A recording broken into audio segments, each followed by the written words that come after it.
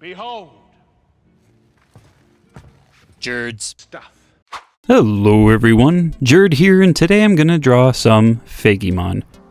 Over the generations, there have been several Pokemon based off of food, such as Vanillish, Cherubi, Alcremie, Appleton, Daxbund, and many more. So I started to think, hey, there isn't enough of these guys. And you know, I simply just love food. So I'm gonna base this Fakemon series off of not only food, but some food that countries are most well known for, such as Italy for pizza and Mexico for, well, for us, Mexico is known for tacos. For today, we're going to start with Canada. Please keep in mind that I'm trying to replicate the Pokemon style the best I can, though I'm not very good at replicating it, so I'm still going to do them in my usual style, just with little different shading and stuff. My first Pokemon will be based off of Canada's most famous dish, poutine. I really wanted this to be a 3-stage Pokemon, and since poutine is primarily fries, we're starting with a potato. For those who have never heard of poutine, it's usually crispy fries with cheese curds on top, drizzled in some brown gravy that melts it all into a gooey, crispy deliciousness. Mouth's watering a little bit talking about it. Now I wanted this potato to still look somewhat like a Pokemon. So I was trying to think of how to add limbs to the little fella. And have you ever left a potato so long it starts to sprout? I thought I could use those little sprouts to make arms and legs. Introducing Spudteen, the root Pokemon. It spends its time hanging out in local gardens waiting for smaller prey. It sometimes gets mistaken for the local vegetation. This little dude turned out a lot better than I thought it would, and I especially like the shiny version's colors. I've added little cheese curd chunks on its back, and wow, that sounds really disgusting saying it out loud. Initially, I thought it'd be a lot harder to design a Fakemon based off of a potato, but as I was designing it, it all just kind of came together. For Spudteen's second stage, I was trying to figure out how to have a potato cut into fries without being too harsh or even too ridiculous. So this idea came to me by remembering using a very cheap version of one of these fry cutters when I was younger. I wasn't very strong at the time, and I remember trying to get the potato all the way through, but I couldn't quite get it. So I pulled out the potato and it kind of looked like what I'm drawing here, minus the eyes and the angry face, and curds and gravy. I also wanted to start adding gravy now and not just throw it in on the final Evo, kind of dripping around its feet and coming off from the center of the Pokemon. And here we go, Fryteen. Although it has many heads, only one is the real one. It uses each head to mimic food to catch its prey. This guy is a bit ridiculous looking.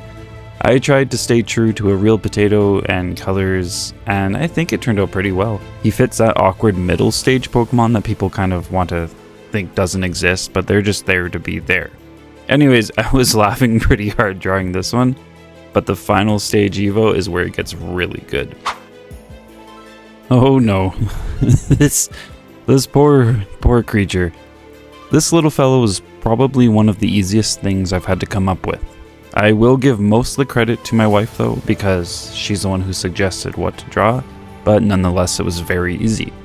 It kind of combined muck with a blobfish, and initially I wasn't going for a super depressed kill me kind of look, but hey, it was hilarious, so I just kept going with it. So the look I was going for was kind of like a mudslide.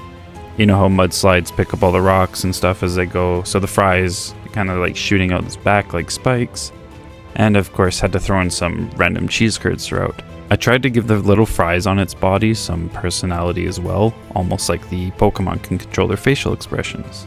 And now there was another idea I had for the poutine, but maybe I'll save that for a later date when I'm a little bit better at this. Graveteen.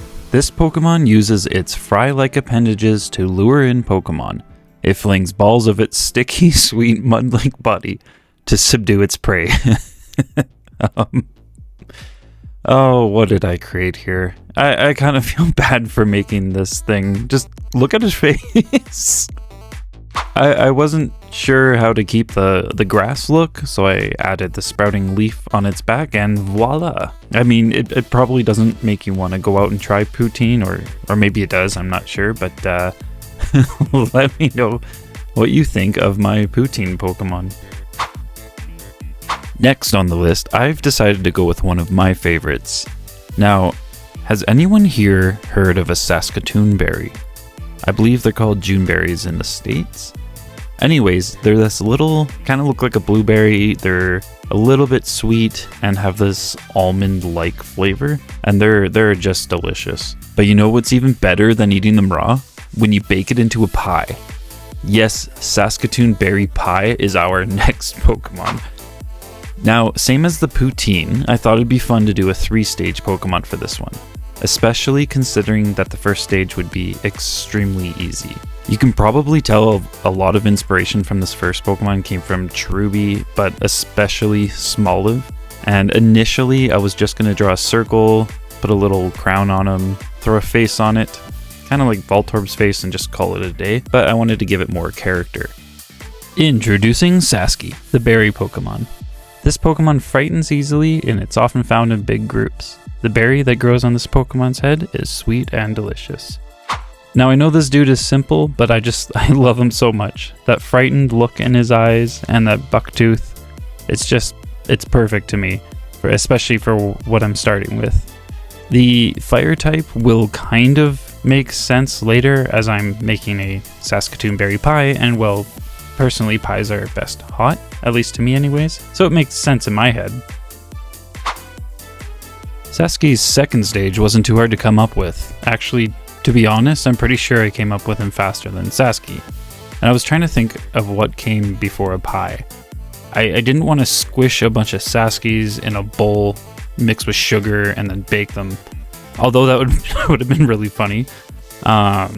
Anyways, a tart came to mind, and it worked perfectly for the vibe I was going for. In comes Saskatart, the tart Pokemon. As this Pokemon runs around, the stored berries in its pouch get smushed together and become very sweet. People use these berries to make desserts.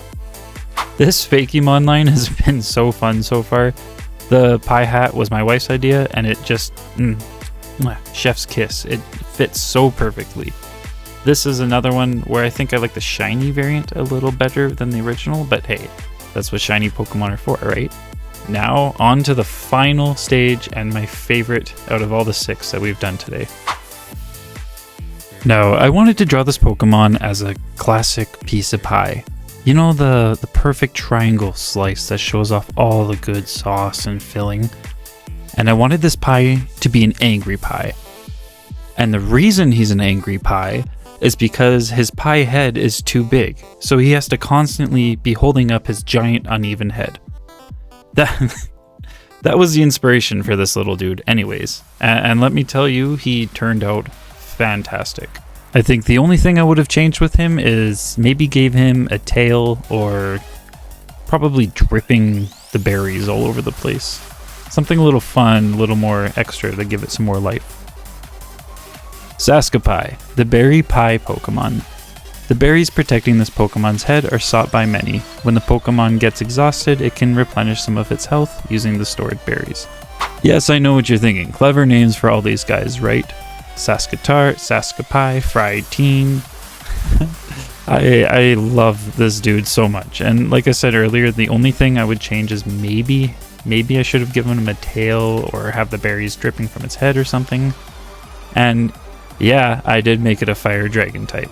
Since there was already an apple pie Pokemon, I felt it was almost necessary to also make this one a dragon. That was a frickin' blast. So who was your favorite? Honestly, that Saskapie was awesome, but I also loved the despair in Gravitine's eyes. Let me know which country or foods I should do next, because I was thinking maybe China, can do some dumplings, or Cambodia, or something. Every comment helps boost the algorithm, and please drop a like and subscribe. Thank you all for watching, and until next time, peace.